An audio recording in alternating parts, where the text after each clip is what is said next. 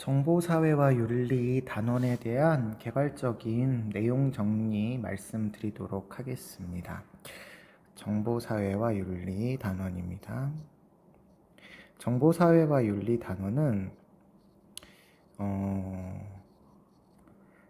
이렇게 개념을 많이 물어보는 그런 단원이 아니에요. 그래서 시험 문제에 수능에서 출제가 될 때도 있고 안 될 때도 있고 뭐 그런 단원이기도 한데 더 보면 내용을 딱히 개념을 물어보는 게 별로 없기 때문에 그닥 시험 문제가 많이 출제가 되지는 않았던 그런 단원이고요. 시험 문제가 출제가 되었어도 굉장히 우리가 알기 쉽게 그런 문제가 나오게 됩니다. 그래서 생활과 윤리 중에서 공부를 하지 않아도 우리가 문제를 풀 수 있는 그런 몇 개의 단원 중에 하나라고 생각하시면 돼요. 그래서 간단하게 여러분 정리하시면서 보시면 좋을 것 같습니다. 기출문제 중심으로 봐주시면 좋을 것 같아요. 먼저 정보사회라고 하는 것의 일단 특징을 먼저 살펴보도록 하겠습니다. 정보사회의 특징이 어떻게 되냐? 정보사회의 특징은 굉장히 좋은 측면에서 보면 여러 가지 많은 좋은 점들이 있죠. 일단은 정보사회가 도래하게 되면 아무래도 정보 사이버 공간 안에서 모든 사람들이 만나고 뭐 이런 가능성이 높아지기 때문에 굉장히 다양성이 많이 증가하게 될 것 같고요. 그러다 보면 이제 익명성이 또 보장되어 있다 보니까 이 익명성을 바탕으로 한 수직적인 인간관계에서 벗어난 수평적이고 민주적인 인간관계가 많이 등장을 하게 될 것 같고요. 그리고 시공간의 제약을 많이 극복해서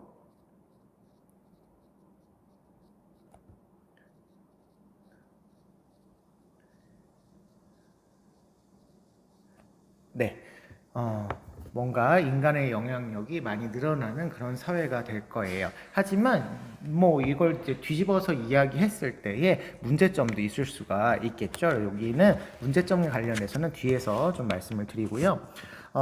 이런 걸 바탕으로 했을 때 우리가 정보사회에서 나타나는 어떤 문제가 뭐냐 이렇게 얘기할 때 그 첫 번째로는 정보 소유권에 관한 문제.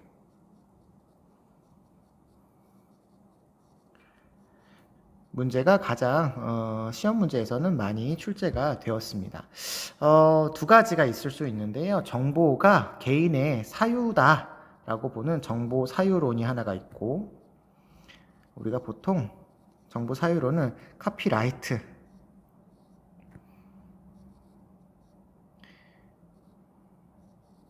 라이트라는 말이 권리라는 뜻이 있기도 하기 때문에 정보는 개인의 소유다. 정보는 만든 사람, 정보의 어떤 생산물을 만든 사람이 사적인 노력을 투자를 해서 만든 거기 때문에 정보를 창작한 사람의 창작자의 배타적인 소유권, 절대적인 소유권,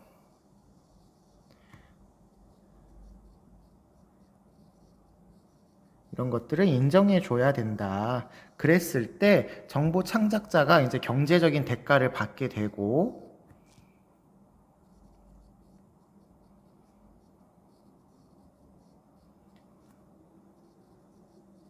대가를 받게 되면 정보 창작자는 이 대가를 바탕으로 해서 창작 활동을 더 잘할 수 있죠.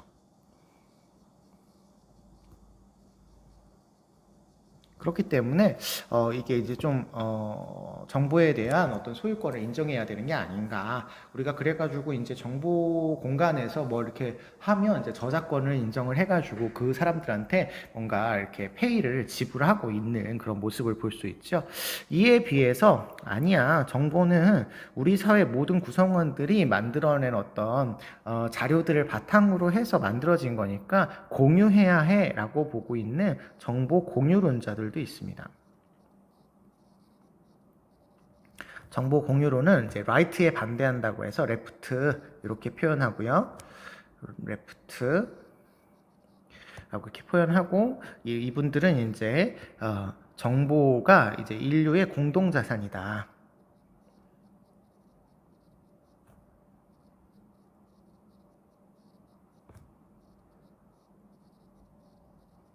그렇기 때문에 너네들이 만들었다고 이야기는 하지만 너네들이 만드는 배경 안에는 여러 가지 공짜로 물려받은 그런 문화유산 속에서 만들었으니까 당연히 너네들 것만이라고 할 수 없고 누구나 정보에 쉽게 접근을 할 수 있어야 된다. 이렇게 보고 있는 거죠. 그러면 정보에 따른 소유의 빈부격차가 이제 감소가 되게 되면 이제 아무래도 이제 평등을 좀 실현을 하게 되고 누구나 이렇게 동등하게 이렇게 대우를 받게 되는 그런 사회로 나아가게 될 것 같습니다. 그러나 이제 문제는 이렇게 공짜로 모든 걸 다 가져가게 되면 누가 정보를 만들겠어요? 누가 이런 어떤 좋은 자료들을 만들지 않으려고 하겠죠. 그래서 이런 것들이 이제 문제다 이렇게 보고 있어서 이 두 아이를 비교해서 물어보는 문제들이 기존에는 많이 출제가 되었습니다. 그 다음에 또 정보사회 문제로서 많이 출제되었던 게 이제 알 권리와 모를 권리. 알 권리 그리고 모를 권리. 모를 권리는 다른 말로 이칠 권리라고도 합니다. 이칠 권리. 요걸 이제 구분하는 그런 문제들도 나오게 되었었죠. 이제 알 권리는 정보 사회에서 이제 알 권리를 강조한다라고 하는 거는 보통 우리 기자들과 같은 분들이 정보를 공개를 해야 된다 이렇게 얘기하시는 거죠. 알 권리를 강조하는 입장은 정보 공개를 강조하는 거다. 정보 공개를 강조하는 건데 보통 정보 공개를 강조하는 어떤 목적이 뭐냐 이렇게 얘기할 때 국민의 알 권리를 보장하기 위해서 국민의 알 권리를 보장하기 위해서 이런 측면에서 정보를 공개해야 된다 이렇게 이야기를 해요. 그래서 좀 표현의 자유, 기자들이 어떤 조사할 자유, 뭐 이런 것들을 강조하는 거죠. 그러다 보면 결국에 이분들은 이제 개인의 이익보다는 국가 전체의 이익을 조금 더 강조한다. 이런 표현을 많이 써서 강조를 하게 됩니다. 그리고 표현의 자유 같은 것도 얘기를 많이 하죠. 표현의 자유를 강조하고 있기도 합니다. 아이고. 네. 그에 비해서 이제 잊힐 권리, 모를 권리를 강조하시는 분들은 내 정보가 원하지 않는데 계속 인터넷 공간에 이렇게 올라와 있어요. 그러면 아무래도 좀 개인정보 유출과 관련된 그런 문제가 발생할 수 있죠. 그래서 이분들은 이제 개인의 사적 권리를 조금 더 강조해요.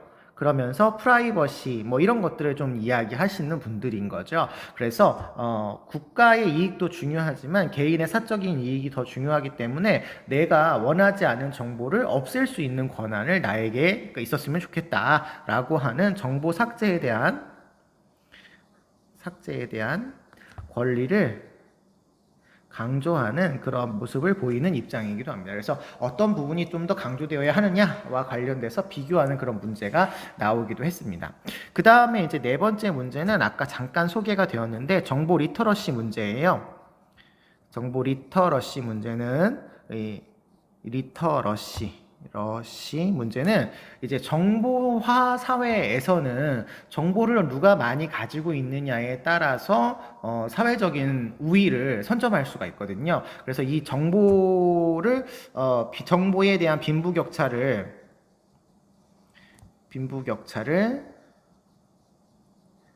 해소하기 위해서 정보에 접근할 수 있는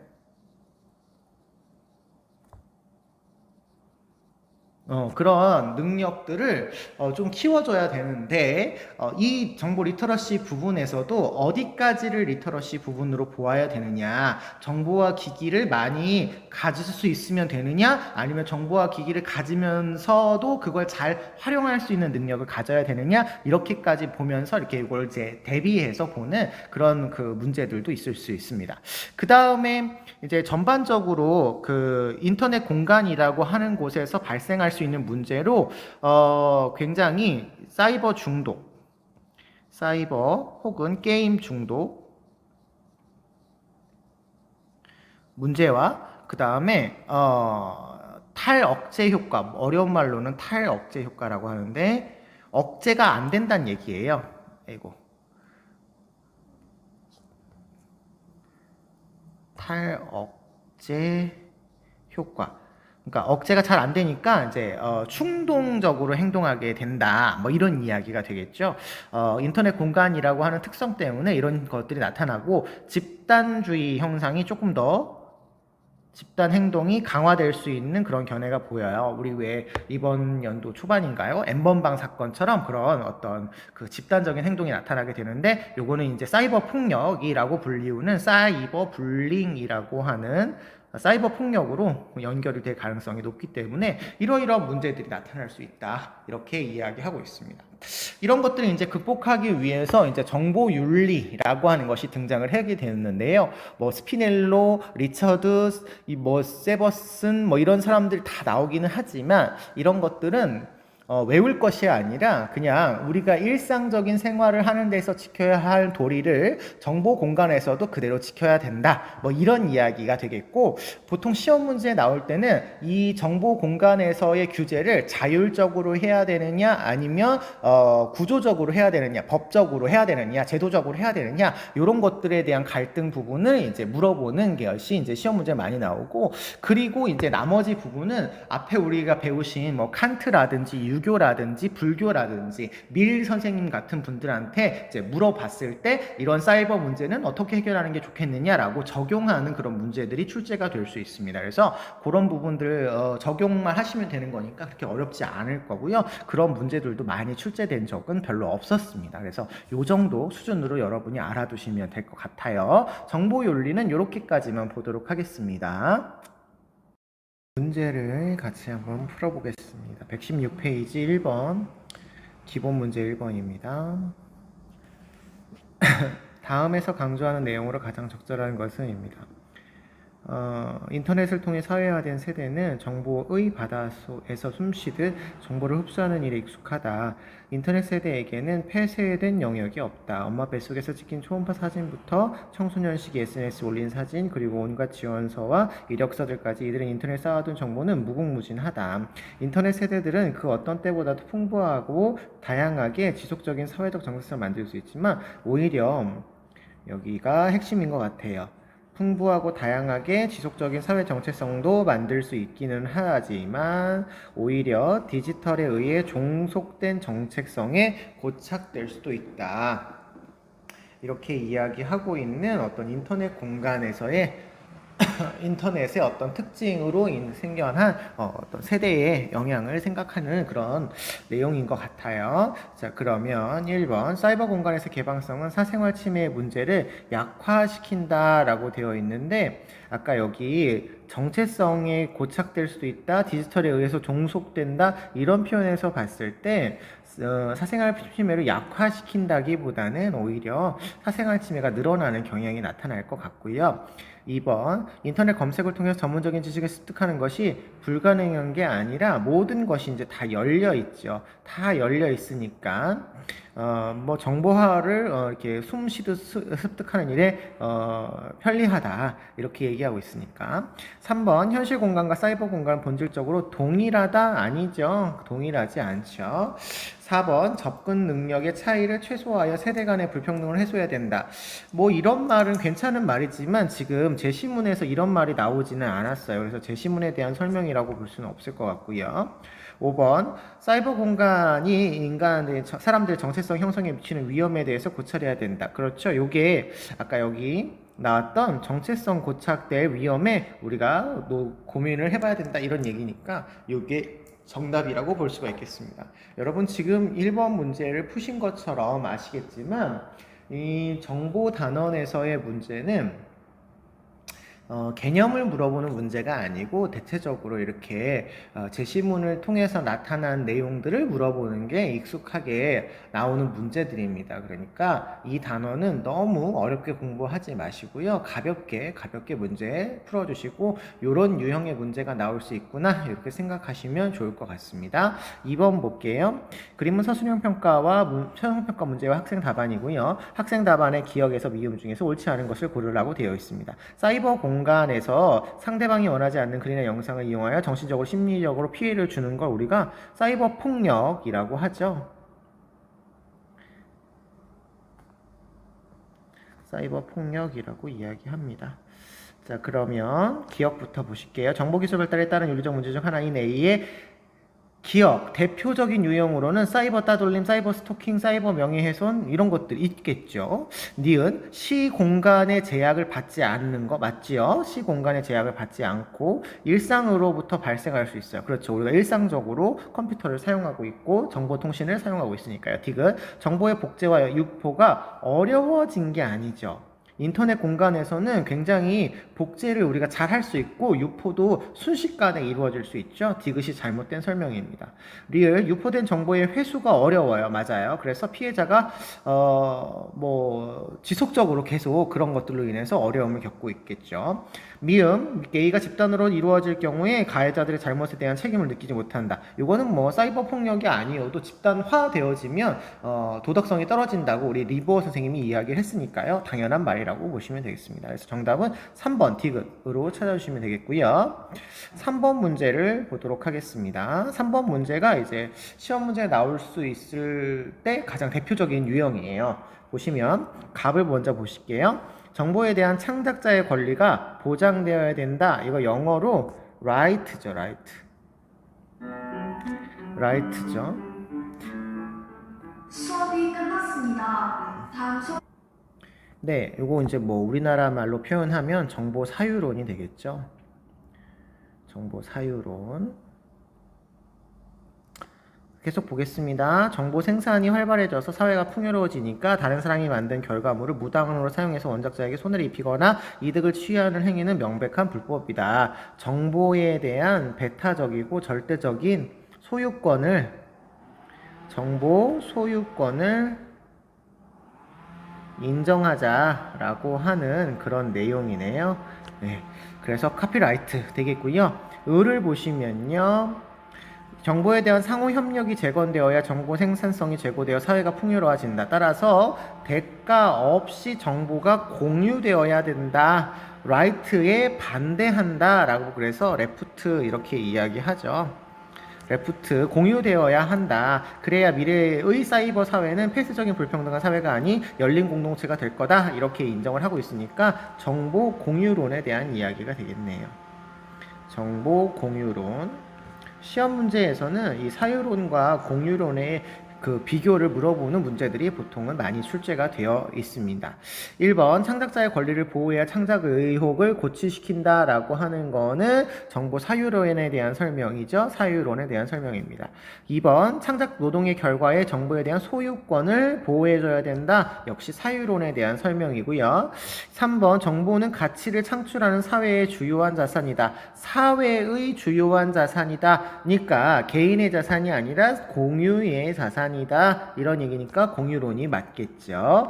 4번 창작자에게 정당한 대가를 지불한 정보만을 공유해야 된다라고 되어 있는데 창작자에게 정당한 대가를 지불을 하는 이유는 그 창작자에 대한 소유권을 정보 소유권을 인정하기 때문인 거죠. 그러니까 이거는 사유론에 대한 설명이다. 이렇게 이야기할 수 있을 것 같아요. 그래서 틀린 답은 4번이 되겠고요. 5번 활발한 정보 생산은 사회 발전에 이바지한다. 이거는 둘 다 이야기하죠. 사유론에서는 사회 소유권을 인정해줘야 활발한 생산이 이루어지고 공유론에서는 공유를 해야 더 활발해진다. 이렇게 얘기하고 있습니다. 그래서 정답은 4번이고 이게 이제 전형적인 어떤 문제의 유형이다. 이렇게 보시면 되겠습니다. 4번 볼게요. 다음 글의 입장과 일치하는 내용만을 보기에서 골라라 되어 있습니다. 이미 일반적인 시민들은 웹을 사용하여 상호작용함으로써 사회적, 경제적, 정치적 사회 내에서 전례 없는 영향을 행사할 수 있게 되었다. 시민들은 어느 때보다 개인적인 자율성을 상당한 정도로 증진시킬 수 있게 되었다. 또한 발전하는 통신기술은 정보에 대한 다면적인 접근을 가능하게 하여 점진적으로 부자와 빈자, 특권계층, 소외계층 간의 간격을 사라지게 할 것이고 정치적 영향력은 더욱 광범위하게 될 것이다. 이렇게 얘기해 있습니다. 정치적 영향력이 이제 점점 커지고 있다. 뭐 이런 이야기예요. 그러면 기업, 정보기술의 발전은 민주주의 가치 실현에 기여한다.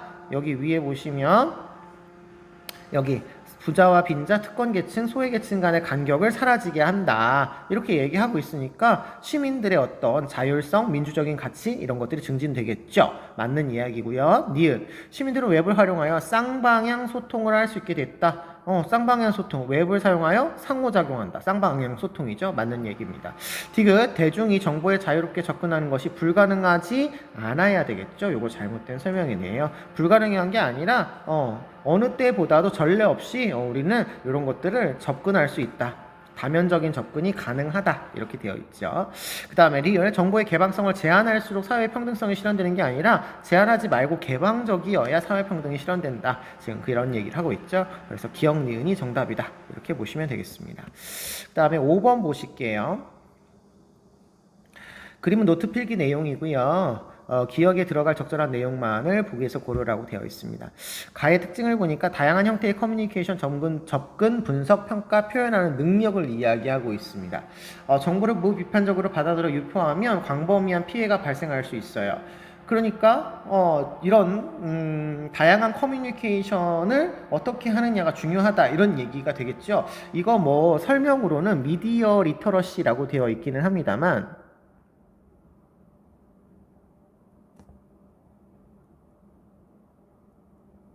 우리가 여기까지는 굳이 이렇게 생각하지 않으셔도 그냥 여기 나와 있는 미디어에 대한 이야기구나. 다양한 매체에 어떻게 접근해야 되는지 무비판적으로 수용하면 안 되는지 뭐 이런 얘기일 거예요. 그러면 기억, 매체를 이해해야 하는데 필요한 읽기 능력과 쓰기 능력이 있어야 이런 것들을 잘 할 수 있겠죠. 니은, 여러 정보를 평가하고 비판하는 거 있어야 되겠죠. 피해가 발생하지 않으려면 무비판적으로 받아들이지 않기 위해서는 리을, 디귿, 기존의 정보를 새로운 정보와 조합할 수 있는 능력 이런 것도 필요하겠죠. 뭔가 새로운 것들을 만들어내기 위한 노력이 필요할 것 같습니다. 리을, 다양한 형태의 정보를 신뢰하고 조건 없이 수렴하면 안 된다. 아까 여기 위에 나와 있죠. 무비판적으로 수용하면 안 된다 라고 되어 있으니까요. 그래서 정답은 기억, 니은, 디귿 뭐 이런 겁니다. 6번 보죠. 가상 인터뷰에서 기억에 들어갈 내용만을 보기에서 고른 것은 입니다. A는 기존의 매체들이 제공했던 정보를 인터넷을 통해 가공 전달하는 포괄적인 융합 매체라고 보고 있습니다. 인터넷들이 다 이렇죠? 인터넷들이 다 이렇습니다. A의 특징과 문제점이 뭐냐? 뭐 예를 들어서 이런 것들을 이제 우리가 뭐 SNS라든지 뭐 유튜브라든지 뭐 이런 것들을 이야기하는 것이니까 포괄해서 이야기하면 뉴 미디어 이렇게 얘기할 수 있습니다. 이런 말들은 모르셔도 상관이 없어요. 전문가 보시면 A는 정보 생산자와 소비자가 비교적 수평적인 관계 맞죠? 바탕으로 활발하게 상호작용할 수 있기도 하고요. 정보를 발견하는 동시에 취합, 공개, 정보의 가공이 용이하다. 그리고 이용자가 능동적으로 활동할 수 있다. 그런데 문제점이 뭐냐? 이걸 물어보고 있는 겁니다. 그러면 기억, 송수신자 사이의 쌍방향 정보 교환이 아니죠. 불가능하지 않죠. 가능한 게 인터넷이죠. 니은, 유통되는 정보의 진위를 신뢰하기 어려운 경우. 그렇죠. 어떤 정보가 좋은 정보이고 사실적인 정보인지는 사실은 누가 검증을 해서 나오는 게 아니기 때문에 신뢰하기가 어렵죠. 디귿, 정보를 처리하는 과정에서 사적인 정보가 노출될 수 있죠. 맞아요. 개인정보 노출이 이루어질 수 있기도 합니다. 얼굴이 보인다든지 뭐 주변에 있는 환경이 보인다든지 뭐 이럴 수 있는 거죠. 리을, 유통되는 정보의 양이 많아 정보 처리 속도가 느릴 수밖에 없다가 아니라 기술이 발달하면 이제 앞으로 더 빠른 속도로 정보를 처리할 수 있게 되겠죠. 그래서 정답은 니은, 디귿이라고 찾아주시면 되겠습니다. 7번 보실게요. 다음 입장을 지닌 사람이 지지할 내용만을 보기에서 있는 대로 고른 것은 사이버 공간에서는 다음의 윤리 원칙을 준수해야 된다. 첫째, 인간은 스스로 도덕 원칙을 수립하여 그것을 따를 수 있는 능력이 있으며 타인도 그럴 능력이 있다. 그러니까 인간을 존중해야 된다. 둘째, 남에게 해악을 끼치면 안 된다. 셋째, 다른 사람의 복지를 증진시키는 방향으로 해라. 넷째, 어떤 집단이나 사회에서 공정한 기준에 따라 혜택이나 부담을 올바르게 재분배해라. 공정한 그런 내용을 강조하고 있습니다. 그러면 기억, 이성과 양심에 따라 자신의 행동을 숙고해야 되겠죠. 당연한 얘기. 니은, 사이버 공간에서 보편적인 도덕 원칙이 아닌 자신만의 기준으로 하게 되면 자기 중심적인 어떤 판단을 내릴 수 있으니까 내 마음대로 다른 사람을 평가하는 그런 문제가 발생을 하겠죠. 디귿, 사이버 공간에서 발생하는 모든 이익은 사회적 기준이 아닌 자의적 판단 역시 안 되는 내용입니다. 리을, 사이버 공간에서 개성을 표현하는 것은 타인에게 위해를 끼치지 않는 범위 내에서 해악 금지의 원칙을 이야기하고 있으니까요. 맞는 얘기라고 보시면 기억, 리을이 정답이라고 보시면 되겠습니다. 8번. 기억에 들어갈 내용으로 가장 적절한 것은 SNS를 통해서 자신을 모르게 노출된 신상 정보는 개인의 의사와 상관없이 거대한 인터넷을 하염없이 떠돌게 된다. 이 때문에 자신이 원하지 않는 민감한 개인 정보가 다른 사람에게 공개되지 않도록 정보를 통제할 수 있는 잊힐 권리, 뭐 다른 말로 모를 권리라고도 볼 수가 있겠죠. 잊힐 권리 이런 것들이 이제 보장되어야 된다라고 보고 있답니다. 그래서 잊힐 권리의 보장을 강조하는 사람들의 입장을 골라라라는 거죠. 보통 이 잊힐 권리는 뭐하고 대비되어 있냐면 알 권리와 대비돼서 설명이 많이 나오고 있죠. 자, 1번. 누구나 자유롭게 모든 정보에 접근해야 된다라고 하는 건 알 권리를 강조하는 거죠. 그 다음에 2번. 사생활 보호는 공익을 위해서 제한될 수 있어야 된다. 공익을 위해서 제한을 한다. 공익을 강조하는 측면을 제가 알 권리라고 말씀을 드렸어요. 네, 그 다음에 3번. 개인의 인격권은 알 권리에 의해서 유보되어야 된다. 그렇단 얘기는 역시 알 권리를 강조한다는 얘기죠. 4번. 인권 보장의 조치로 정보에 대한 자기결정권을 강화해야 된다. 그러면 자기가 스스로 선택할 수 있어야 된다는 거니까 이거는 개인의 권리를 강조하는 거죠. 개인의 권리를 강조하는 내용이니까 이거는 모를 권리에 해당하죠. 잊힐 권리에 해당하는 내용입니다. 그래서 4번이 정답이고요. 5번. 정당한 권한을 가진 국가만이 개인정보에 대한 삭제권을 가져야 된다라고 하는 건 국가가 중요한 거니까 공익을 강조하는 거죠. 그래서 요거는 잊힐 권리에 대한 설명이라고 볼 수가 없다. 보통은 이런 것들은 알 권리를 지향을 하고 있습니다. 그래서 4번이 정답이라고 보시면 되겠습니다.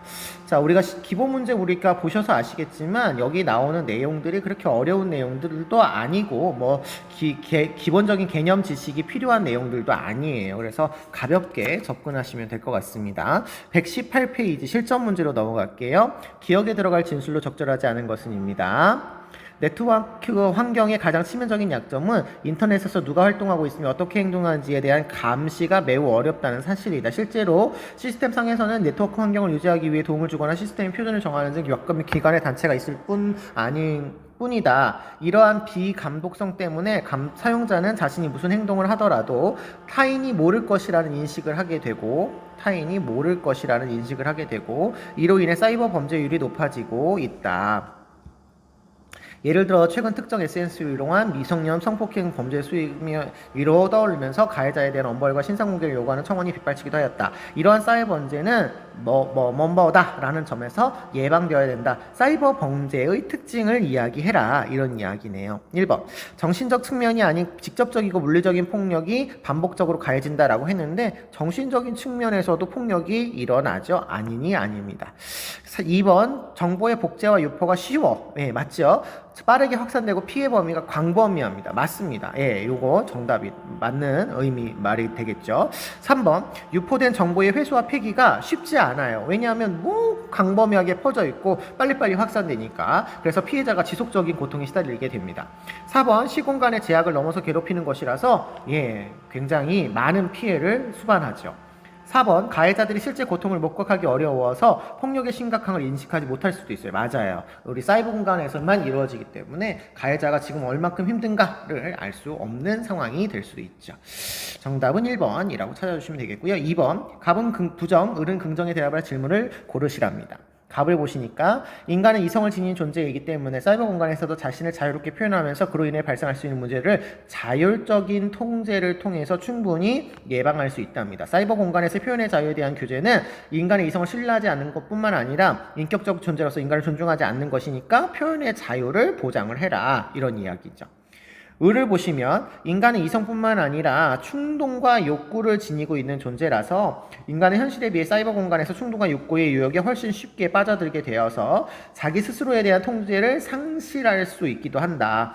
따라서 사이버 공간에서 발생하는 문제를 해결하기 위해서는 제도적인 노력이 마련되어야 된다. 이렇게 얘기하고 있습니다. 그래서 갑은 개인적이고 자율적인 노력으로 사이버 공간의 문제를 해결해야 된다. 이렇게 얘기하시는 분이고요. 을은 제도적인 노력이 필요하다를 이야기하시는 분입니다. 그러면 1번 인간은 이성을 통해서 자신의 스스로를 통제할 수 있는 능력이 있는가? 이거는 둘 다 이성은 있다 이렇게 얘기하니까 둘 다 맞는 표현이고요. 2번 인간은 현실 공간에 비해 사이버 공간에서 더 이성적으로 판단하는가? 지금 그런 얘기는 나오지 않고 있죠. 그런 얘기는 나오지 않고 있습니다. 오히려 을의 경우는 쉽게 더 유혹에 빠져든다라고 보니까 현실 공간에서의 이성적인 활동이 좀 더 역할이 잘 되고 있다 이렇게 볼 수 있겠죠. 3번 사이버 공간에서 일탈 행위를 예방하기 위해서 법적 강제력이 필요한가? 이분은 필요하지 않다고 보고 을은 법적 강제력인 제도적인 장치가 필요하다 이렇게 보겠죠. 그러면 3번이 정답이네요. 4번 현실 공간과 사이버 공간 모두에서 인간의 존엄성은 보호받아야 되는가? 이것도 둘 다 이야기하는 거네요. 그 다음에 5번 사이버 공간에서 개인의 표현의 자유를 규제하는 것은 도덕적으로 잘못인가? 여기 표현의 자유를 강조하니까 맞다. 여기는 아니다 이렇게 얘기하셔야 되겠네요. 정답은 3번이라고 찾아주시면 되겠습니다. 3번 문제로 넘어가겠습니다. 가불이 서로 제기할 비판으로 가장 적절한 것은입니다. 정보사회에서 정보의 발전은 사회경제적 생산력 증대를 의미하기 때문에 정보 생산 욕구를 고취하기 위해서는 시간과 노력을 들여서 정보를 생산하는 개인에게 배타적인 소유권을 보장해줘야 된다. 정보 생산과 관련된 혁신적인 성과들을 독점권을 존중함으로써 막강한 정보 개발의 유인이 창출되고 그로 인해 정보의 양과 질이 비약적으로 발전한다. 이렇게 얘기하고 계시니까 카피라이트 정보 사유론이 되겠죠. 되겠습니다. 을을 보시니까요. 정보사회에서 정보는 개의 생산활동의 원천이자 공공재이다. 정보를 나눔으로써 오히려 새로운 정보를 더 생산할 수 있고요. 따라서 누구나 제한 없이 정보에 접근할 수 있도록 허용해야 된다. 공적인 영역의 정보는 많은 다른 상사자들에게 이익을 줄 수 있고 그로 인해 정보의 양과 질이 비약적으로 발전할 수 있다. 이렇게 얘기하시니까 이분은 이제 정보에 대한 공유를 강조하시는 거죠. 정보 공유론. 자, 그러면 갑이 을에게 정보 생산량의 증대를 위해 무단 복제를 허용해야 함을 강조하시면 공유론에 대한 입장이죠. 갑이 아니네요. 그 다음에 2번 정보는 개인의 노동력을 투입하여 산출하는 사적 재산이다 라고 하는 것을 갑이 이야기하고 있고 을은 사적 재산이 아니라 공적 재산이라고 하니까 간과한다. 맞는 거네요. 2번이 정답입니다. 3번 정보의 양적 질적 향상은 사회 경제적 발전에 기여한다라는 점은 둘 다 얘기하죠. 간과하고 있지 않습니다. 둘 다 얘기하는 거죠. 4번 정보에 대한 재산권을 존중해야 정보 창작을 촉진할 수 있다라고 하는 말은 재산권을 이야기하는 사유론에 대한 설명이라서 을이 아니라고 볼 수 있겠습니다. 5번 정보를 취득할 수 있는 기회를 사회적 약자에게만 제공해야 한다라는 말은 누구도 하지 않죠. 갑도 하지 않고 을도 하지 않는 말입니다. 그래서 틀린 답이다. 정답은 2번 이렇게 찾아주시면 되겠습니다. 4번 볼게요. 다음 글의 관점에서 사례의 A사에 대한 적절한 비판을 보기에서 있는 대로 고른 것은입니다. 개인정보는 다른 원칙에 의해서 통제가 되어야 된답니다. 다음의 원칙에 의해서 우선 개인정보 수집을 원칙적으로 제한해야 되며 모든 정보는 적법하고 정당한 절차에 의해서 수집되고 데이터 주체에게 통제하거나 동의를 얻어야 되고 인종, 양심, 범죄 기록 등 민감한 개인정보 수집은 제한되어야 된다. 다음으로는 개인정보는 그 사용 목적에 정확하게 맞아야 되고 목적 안에서 필요한 범위 내에서 보관되어야 되며 목적을 달성하는 데 필요한 최소 한도에서 수집되어야 되고 개인정보는 정보 주체의 동의가 있거나 법률이 정하는 경우 이외에 다른 목적으로 접근, 공개, 타인에게 제공돼서는 안 된다. 이렇게 얘기하고 있습니다. 그랬는데 포털 사이트를 운영하는 A 회사는 회원들 사이트 가입할 때 제공한 개인정보를 무단으로 이용하고 있대요. 무단으로 이용하고 있어서 본래 가입 의도와 관계없이 게임 뉴스, 광고, 비즈니스를 통해서 막대한 수입을 올리고 있답니다. 이거는 이제 잘못된 그런 거잖아요. 그러니까 잘못된 걸 지적해야 되는 그런 것들을 고르시면 될 것 같습니다. 기업, 제도적 절차를 준수하지 않았어요. 맞아요. 그래서 부당하게 이윤을 추구했습니다. 그렇게 설명이 나오고 있죠. 여기 부당하게 막대한 수입을 나오고 있습니다. 그래서 맞고요. 니은 개인의 사적인 정보를 공유하지 않고 기업이 독점하고 있으므로 지금 이런 얘기는 나오고 있지 않죠. 잘못하고 있어요. 디귿 정보의 수집에 벗어나서 그쵸 목적에서 벗어났어요. 여기 본래 의도와 관계없이 맞죠? 그래서 이거 맞는 얘기. 리을 개인의 자기정보 통제권을 침범하여 사생활을 침해하는 것이다. 그렇죠? 자기정보 통제권 그러니까 개인의 사적 통제권을 침해하는 거니까 사생활 침해라고 볼 수 있겠습니다. 그래서 정답은 4번이라고 보시면 되겠습니다. 5번 보실게요. 120페이지 5번입니다. 칼럼의 기억에 들어갈 적절한 내용만을 보기에서 고른 것은 입니다. 우리는 자신의 모습을 보이지 않도록 해주는 기게스의 반지 이야기에서 교훈을 얻어야 된답니다. 기게스는 이 반지를 이용해서 자신의 정체를 숨기고 왕을 살해하여 왕국을 장악하였다. 사이버 공간에서의 익명성을 보장해주면 익명성을 악용하여 자신의 욕구를 채우거나 무책임한 행동을 경우가 빈번히 발생할 것이라서 사이버 공간에서 자신의 정체성을 감춘 사람들은 반지를 얻은 기게스처럼 자신의 욕심과 충동에 빠질 위험이 있다. 예를 들어 기억, 따라서 익명성을 보장해서는 안 된다. 그러니까 이분은 익명성을 보장하지 말아야 될 이유에 대해서 이야기를 하시는 게 기억에 들어가시면 될 것 같습니다. 기억. 심리적으로 위축되어 자신의 생각을 자유롭게 드러나지 못하는 게 익명성의 문제가 아니죠. 오히려 익명성은 자유롭게 행동을 하게 되는 게 이제 다른 사람을 피해를 줄 수 있다. 지금 그 얘기를 하고 있는 거죠. 니은 범죄 행위에 대한 유혹이나 충동에 쉽게 흔들릴 수 있다. 그렇죠. 자신을 숨길 수 있기 때문에 이게 가능하다. 디귿 자신의 개인정보가 타인에게 노출되어 있다는 불안감에 시달리게 된다. 이거는 이제 타인에게 정보가 노출된 상황을 이야기하는 거죠. 요거는 익명성 때문에 발생하는 건 아니고요. 리얼, 행위를 자율적으로 통제하지 못하고 반사회적인 행동을 할 수 있는 게 익명성으로 인한 모습이라고 볼 수 있겠습니다. 그래서 정답은 니은 리얼이라고 보시면 되겠네요. 6번 넘어가겠습니다. 그림의 강연자가 지지할 입장으로 가장 적절한 것은 입니다. 강연자는요, 정치적 경제적 이익을 부당하게 추구하나 혹은 단순한 호기심을 충족하기 위해서 의도적으로 거짓 정보인 가짜 뉴스를 유포하는 사람들이 늘어나고 있습니다. 최근 신종 바이러스가 세계 전임 감염병을 일으켜 사람들의 건강을 위협하고 있는 것과 관련하여 온라인을 통해 각종 거짓 정보들이 포장 유통되고 있습니다. 이러한 거짓 정보들은 사람들의 불안감을 조장할 뿐만 아니라 위기에 잘못 대처하도록 하기 때문에 심각한 사회 문제가 되고 있습니다. 이를 해결하기 위해서는 정부 차원에서도 거짓 정보를 배포하는 사람들에게 법적 책임을 물어야 하겠지만 무엇보다도 매체가 제공하는 정보를 제대로 평가하기 위한 개인들의 미디어 리터러시 능력을 길러야 된다. 이렇게 얘기하고 있네요. 미디어 리터러시에 관련된 설명이지만 이런 용어 자체를 여러분들이 꼭 알아두실 필요는 없을 것 같아요. 1번. 정보의 유포와 표현의 자유에 제약이 없어야 된다? 아니죠. 가짜 뉴스 이런 것들은 제약해야 된다를 이야기하고 있기 때문에 이거 아니고요. 2번. 정보의 진위를 판단하기 위한 비판적 사고 능력. 이게 이제 미디어 리터러시니까 맞는 거고요. 3번. 매체를 이용한 모든 정치적 이윤을 추구를 근절해라? 아니에요. 그 잘못된 방향으로 흘러가는 것을 막자라는 것이지 아예 하지 말아야 된다 이런 얘기는 아니죠. 4번 거짓 정보 유통을 차단하기 위해서 자율적 규제보다는 법적 규제에 힘써야 된다. 이거 둘 다죠. 둘 다. 자율적 규제, 법적 규제 이렇게 둘 다 강조하는 거죠. 5번 거짓 정보의 유포를 막는 기술적 서비스의 제공에 모든 역량을 집중해라. 지금 그런 얘기 하고 있지 않아요. 자율적으로 개인들이 이렇게 길러라 이렇게 얘기하고 있으니까 정책적으로 이렇게 해라에 모든 걸 역량을 집중하는 것은 아닌 거죠. 정답은 2번. 7번 문제 보겠습니다.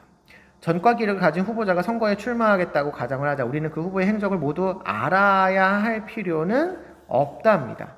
오히려 직무와 상관없이 후보의 개인의 신상 정보를 알게 됨으로써 후보에 대한 선입견을 가지게 될 수 있고 자신이 원하지 않는 정보를 온라인상에서 삭제할 수 있는 이칠 권리를 보장해줘야 된다. 이렇게 얘기하고 있어서 갑은 이칠 권리를 주장하시는 사상가다. 이렇게 얘기할 수 있겠습니다.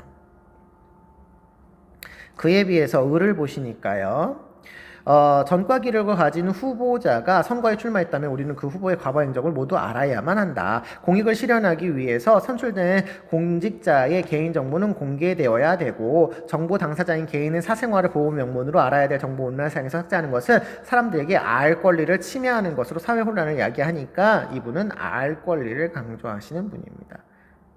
자, 그러면 1번 정보 처리에 대한 결정권은 전적으로 국가가 가져야 된다. 국가가 가져야 된다라고 하는 쪽은 알 권리를 강조하시는 분이죠. 알 권리, 모를 권리라고 한다면. 자, 그 다음에 2번 모든 사실 정보에 대한 개인의 자유로운 유통은 항상 보장되어야 되는가라고 하는데 사실 정보라고 해도 모를 권리를 주장하시는 분은 몰라야 된다 이렇게 얘기해야 되겠고요. 모든 거라고 하기에는 사실 알 권리도 사실 아니죠. 국가의 이익을 위해서 이렇게 해야 되니까. 3번 공직 후보자 자신의 개인 정보에 대한 이칠 권리를 보호해 줘야 되느냐. 여기는 모를 권리를 주장하는 사람은 이칠 권리 맞고요. 알 권리는 아니요 이렇게 얘기하셔야 되겠네요.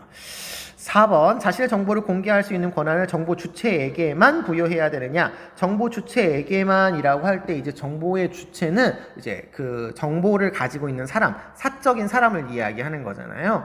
그러니까 이 권한을 개인에게만 줘야 되느냐라고 할 때 보통은 모를 권리를 주장하시는 분은 강조를 하고 있겠지만 알 권리를 주장하시는 분은 강조를 하지 않죠. 물론 주체에게만이라고 했을 때 모를 권리를 주장하시는 분이 주장했다 이렇게 얘기할 수는 없습니다만 보통은 모를 권리를 강조하시는 분들이 강조하는 내용입니다.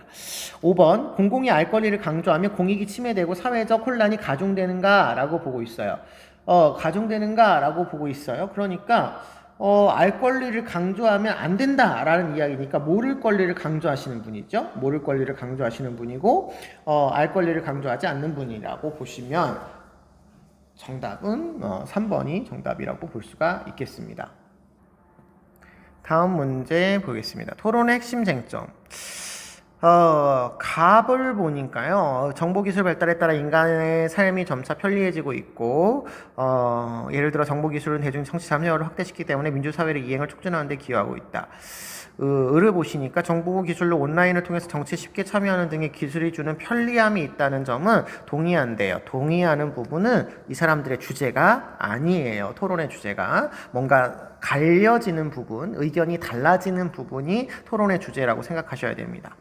하지만 편리함에 빠져서 기술 위험을 간과해서는 안 된다. 기술의 위험에 대해서 이분은 지적을 하고 있는 것 같아요.